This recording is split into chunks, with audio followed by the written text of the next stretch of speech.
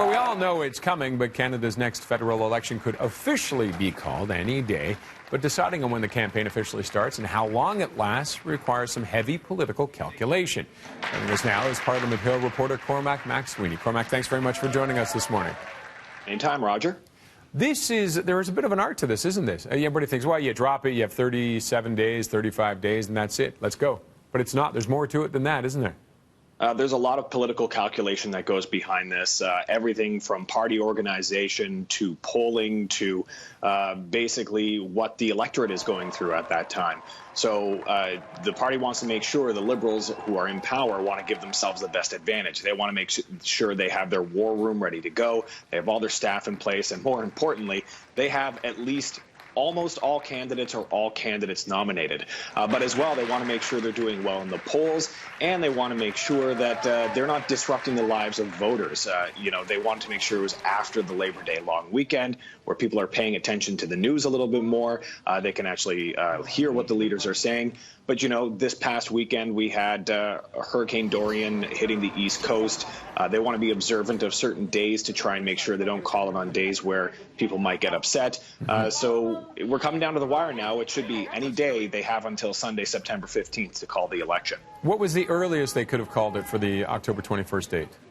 They had about 50 days. So under the new election law, it's anywhere between 50 and 36 days. So there's about a 2-week window in which they could call it. But of course, the other thing that they take into account as well is the money that they're allowed to spend. Once they issue the writ or drop the writ, whatever you want to say, then they have a $28 million cap for how much they're allowed to spend. So for an incumbent government, if they push it a little bit further and have a shorter campaign, that gives them at least a little bit of a leg up in terms of spending.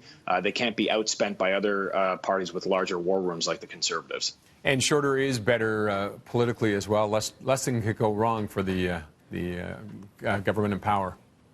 Yeah, definitely. I mean, let's look at the last campaign as an example. It was one of the longest in Canadian history. Stephen Harper thought that he could outspend the other parties and give himself a bit of an advantage. But the problem is when you have a longer campaign, there are more chances for things to derail, get off message, allow somebody else to build up steam and momentum. If you want to prevent that from happening as a government, you have a shorter, tighter campaign that's more scripted, and that allows you to make sure that you don't have those incidents. And we did see that where Justin Trudeau was third-party leader going into it. A lot of people thought it was a fight between Thomas Mulcair and Stephen Harper. And throughout that long campaign, Justin Trudeau just continued to pick up momentum until they jumped from third-party status to government. So now that he's in government, he's taking a much different approach to this because he has to have a much more guarded campaign. Now, he does have two first-time leaders in Scheer and Singh. Would that be a benefit to go a little earlier on the writ? It might. Again, he's going to prevent them from picking up a lot of momentum with their campaigns and really connecting with Canadians.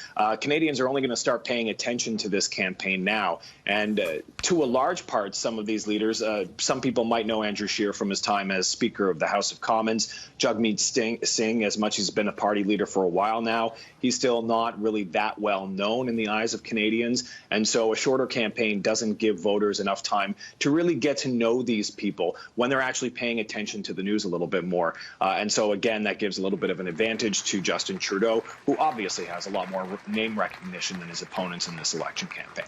All right, Cormac, thank you very much for joining us. Always a pleasure to chat with you, sir. And anytime, Roger.